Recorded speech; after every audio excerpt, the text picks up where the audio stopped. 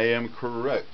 We have in studio, don't tell me, Yolanda's here, Sandra's here, Diane is here, Anabel's here, Marisol is here, and Norma is here. Right. And now I'm taking the additional step of shooting video footage while I'm doing a radio show. You're amazing, Harv. Wow. Good job. It's a little teeny tiny gadget I got at Radio Shack, and you can like YouTube and do all of this cool stuff. Yeah, that's cool. It's not like the old school video camera we talked about before that was so huge. It was like cable access or something. YouTube is betterer. Anyhow, there are pieces that you want to perform, but before we left for our 10:30 break, you guys were talking about something that happened in March, and there's a story or another of impact. Was that for off the air? Was that something that we wanted to talk on here about? Yeah. No, go ahead, Marisel. It was a fabulous thing that happened. It's about being at the right place at the right time, but go ahead, Marisel. You could tell the story. Well, it was Friday night in March, and I'm here next to Norma, which is also one of in our writing group, and we recruited her too. So we were going out to a comedy show with Mikey O, and she calls me around 5 o'clock after work. Yeah. And she's like, I'm not going to be able to make it. And I was already ready and psyched to go to this comedy show. So what I decided to do was, okay, Norma, take care of your headache. I'll go by myself. I went by myself. I had a brief conversation with Mikey O, and that's how it blossomed. So before this, Mikey had not heard of the Brown Girls or what they were doing?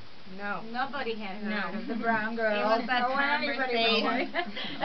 It's your little basement secret in Humboldt Park somewhere.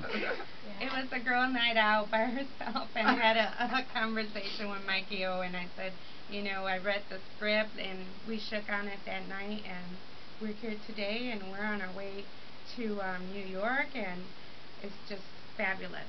Now, you guys have already been to LaGuardia. So tell me about this whole hookup of, in terms of the East Coast, because if anyone has, and nobody does have a better parade than we do, but if anyone would have a parade that was second best, besides Kramer jumping on the flag. Oh my God. Let's go there. YouTube. Memorable moment. You know that episode will never be replayed anywhere ever again unless you have the DVD. That was by agreement with the Outrage when it originally aired. Yes. They the producers and NBC said never again. It will not be replayed. So not even in syndication will Kramer jump on the flag. It was comedy. It was insensitive, but it was comedy. Yeah, comedy is kind of a different genre. When you go to a comedy club, you know, if there's equal opportunity insults, well, you know, people have different tolerances. So, and comedy is hard to do. So I do have a great respect for comedians, in particular Mikey O, who's been not just our producer, but our godfather as well, who has really helped us. But if we could talk about that New York connection, again, it was one of these, it's like a combustion that happens. Somewhere, somehow, Yolanda Nieves, no relation to me, heard about the Brown Girls Chronicles. She asked for a copy of the script. I sent her some excerpts, and she fell in love with the script. And that's how we got to New York. Who's Yolanda Nieves? Is she like a big producer or something? New York. She's a writer, producer, director in New York. Author. An author. Big name in Latino theater in New York. Latino Flavor Productions. She's the president of Latino Flavor Productions. She was actually my friend on MySpace for a while. Mine too. And then on her caption it said, "You'll find me easier on Facebook." So I said, awesome, okay, let me go on Facebook. And I think through the power of social networking on the web, Facebook, MySpace, I think that's how we came to come to New York. Yeah, because I have no other explanation. She was actually, Yolanda Nieves was actually looking for scripts, and at the time, Yolanda and I had co-written Brown Girls Singing, which was a precursor to her dissertation. And I told her, I said, we need to do this. She's like, if you want to do it, do it. And I was like, I can't right now. I'm a mommy, I'm a teacher, so we kind of let that go by the wayside. But Linda, again, came into our realm. So I think it was meant to be. It was meant to be. When the conversation about we're going to New York, I came and I said, we're going to New York. And then it was confirmed, like, what, a month later? We're going to New York. It's gonna happen. Yes, you've been dubbed the prophet. Yeah, And we're also going to England. It is so different now when it comes to networking and connecting with all this internet stuff, because, you know, we're experienced enough to remember that all it was before was legwork and footwork. You'd go to these clubs and you'd pass out flyers and you put up posters and hope that nobody tore them down, and you're on the road basically hitting every club you can to promote what you're doing. And now it's clickety click and the world knows.